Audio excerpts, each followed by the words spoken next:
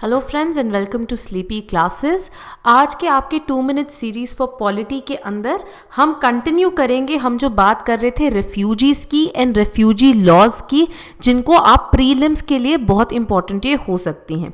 ठीक है, अब हमने पढ़ लिए थे जो हमारा 1951 का कन्वेंशन है और 1967 का जो प्रोटोकॉल है टू दैट कन्वेंशन जो कि रेफ्यूजीज के लिए बना है। साथ ही में हमने उसमें देख लिया था कि कौन है जिसको रेफ्यूजी माना जा सकता है, कौन कौन से राइट्स अवेलेबल हैं, जो ट्रैवल डॉक्यूमेंट्स हैं उनके बारे में देख लिया था। साथ ही में हमने बात की थी कि रेफ्यूजीज को लेके इंडिया के अंदर क्या चीजें हैं उनको भी जानना बहुत जरूरी है।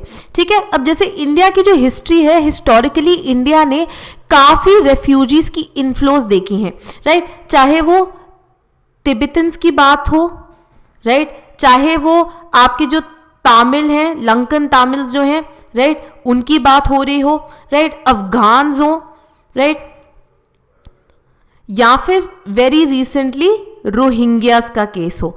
तो इंडिया ने काफी waves of refugees, people seeking asylum, उनको देखा है। हाउएवर डिस्पाइट द सेम, अब हमने देखना है कि क्या इंडिया में कोई लॉ डिवाइस हो पाया है या नहीं। तो आज हम देखेंगे कि क्या इंडिया में कोई ऐसा लॉ है जो कि रेफ्यूजीज को केटर करता है, राइट।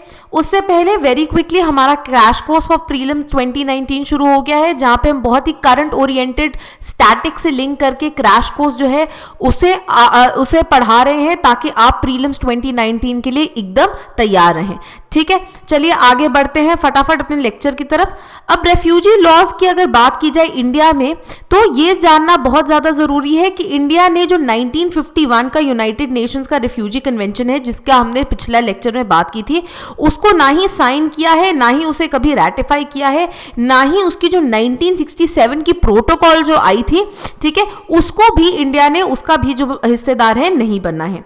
इंडिया ने हाउएवर चाहे इन दोनों कन्वेंशन और प्रोटोकॉल्स को साइन नहीं किया है, हाउएवर इंडिया जो है बाकी काफी ह्यूमन राइट्स इंस्ट्रूमेंट्स का हिस्सा है जिनके अंदर काफी ज्यादा ऐसी क्लॉजेज हैं जो कि प्रोटेक्शन ऑफ रेफ्यूजीज की इनडायरेक्टली बात करते हैं, राइट। तो फॉर एग्जांपल इंडिया जो है पार्टी है टू द यूनाइटेड नेशंस का जो यूएन का जो universal declaration of human rights है, राइट, ऑफ 1948, इंडिया उसका पार्टी है। साथ ही में इंडिया ने ज्वाइन किया हुआ है international convention on civil and political rights. साथ ही में international convention on economic, social and cultural rights का भी इंडिया हिस्सा है 1979 ऑनवर्ड्स।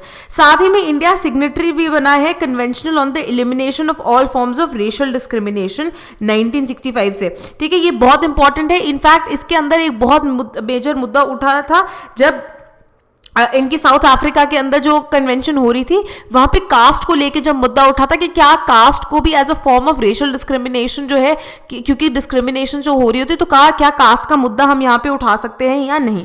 साथ ही में convention against torture and other cruel, inhuman and degrading treatment of और पनिशमेंट का भी जो है इंडिया हिस्सा बना हुआ है। तो फॉर एग्जाम्पल अगर आपको प्रीलिम्स में क्वेश्चन आता है कि इनमें से कौन सी कन्वेंशन का इंडिया जो है हिस्सा नहीं है, राइट, तो आपको पता होना चाहिए कि इंडिया ने जो यूएन का रेफ्यूजी कन्वेंशन है 1951 का, या फिर उसका जो प्रोटोकॉल है, दोनों का ही हिस्सेदार नहीं है, बाकी सबका इन सब चीजों में यूएन जो इंडिया है वो हिस्सेदार है, राइट। साथ ही में हम देखेंगे कि गवर्नमेंट ऑफ इंडिया जो है जब भी वेरियस रेफ्यूजी ग्रुप्स, जैसे हमने देखा था कि डिफरेंट टाइम्स में, डिफरेंट फेजेस में डिफरेंट रेफ्यूजीज का इन्फ्लो आया है गवर्नमेंट ऑफ इंडिया के पास। ठीक है, तो गवर्नमेंट ऑफ इंडिया ने डिपेंडिंग ऑन कौन से ये रेफ्यूजीज आ रहे हैं, कहां से आ रहे हैं, क्या इनके सर्कमस्टांसेस हैं, गवर्नमेंट ने बहुत डिफरेंटली डील किया है इनके साथ एंड जनरली रिस्पेक्ट किया है जो प्रिंसिपल है नॉन रिफाउलमेंट का। ठीक है, नॉन रिफाउलमेंट का हमने पिछले चैप्टर में, पिछले लेसन में भी किया था। ठीक है, अगर आपको नहीं याद फटाफट जाके देख लीजिए नॉन रिफाउलमेंट का क्या मतलब है, जो कि यूएनएचसीआर की डॉक्यूमेंटेशन में अवेलेबल है। एडिशनली जो राइट टू रिफाउलमेंट है वो एक इंटरनेशनली रिकॉग्नाइज्ड एक कस्टमरी इंटरनेशनल लॉ जो है बन गया है, जिस तरह से हमने पहले ही बात की थी, ऑलमोस्ट एक कन्वेंशन बनता आ रहा है। और आर्टिकल 51 क्लॉज सी जो इंडियन कॉन्स्टिट्यूशन का है, डायरेक्ट करता है स्टेट्स को कि वो रिस्पेक्ट करें इंटरनेशनल लॉ और ट्रीटी ऑब्लिगेशंस को। आर्टिकल 51C क्या है, अब आपको फटाफट याद करिए 51C क्या है। ये आपके किसके अंडर आता है ये आप चेक कीजिए, ठीक है, फटाफट और इसको कमेंट्स के अंदर लिख के दीजिए कि 51C किस चीज का हिस्सा है, ठीक है, बहुत इंपॉर्टेंट है। आपने बताना है क्या ये राइट्स का हमारा हिस्सा है, क्या ये डीपीएसपीस का है, क्या ये फंडामेंटल ड्यूटीज का है, किसका हिस्सा है 51C। काफी इजी क्वेश्चन है, आपको आना चाहिए।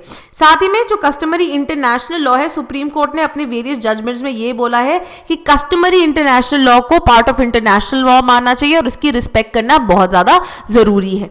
साथ ही साथ में कुछ और लॉज हैं जो कि इंडिया में है, जो कि रेफ्यूजीज को गवर्न करते हैं, इवन दो एक कोई होलिस्टिक लॉ नहीं है। कौन से हैं? ये है registration of foreigners act of 1939, foreigners act of 1946 and passport act of 1967।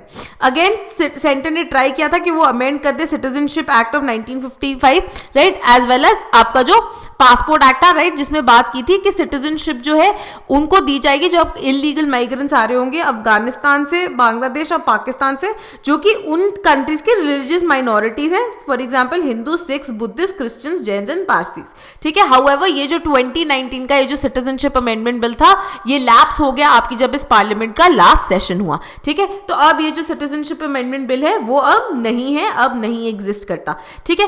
तो ये 2-3 चीजें आपको हमेशा याद रखनी है, राइट, किन किन चीजों का इंडिया हिस्सा है, किसका नहीं है। आर्टिकल्स ऐसे जो कंसर्न है क्योंकि रेफ्यूजीज जो है बहुत ज्यादा आपके इन टॉपिक रहे हैं। आर्टिकल 51C जो है किसके अंडर आता है, किससे डील करता है, राइट। तो छोटे छोटे जो क्वेश्चंस है बहुत सारे ऐसे उभर के आ सकते हैं। अगले हमारा जो लेक्चर है उसके अंदर हम देखेंगे कि इसके अलावा कौन सी चीजें हैं, कौन से ऐसे फंडामेंटल राइट्स हैं, राइट, इफ एनी, जो कि अवेलेबल हैं टू रेफ्यूजीज, राइट। साथ ही में हम देखेंगे कि क्या इंडिया ने कभी नॉन रिफाउलमेंट के प्रिंसिपल का उल्लंघन किया है, जुडिशरी का क्या स्टैंड रहा है विद रिगार्ड टू रेफ्यूजीज, और क्या उनके रिगार्डिंग इंपॉर्टेंट केसेस रहे हैं जो कि प्रीलिम्स के लिए इंपॉर्टेंट हो सकते हैं, ठीक है। Thank you and see you in the next lecture.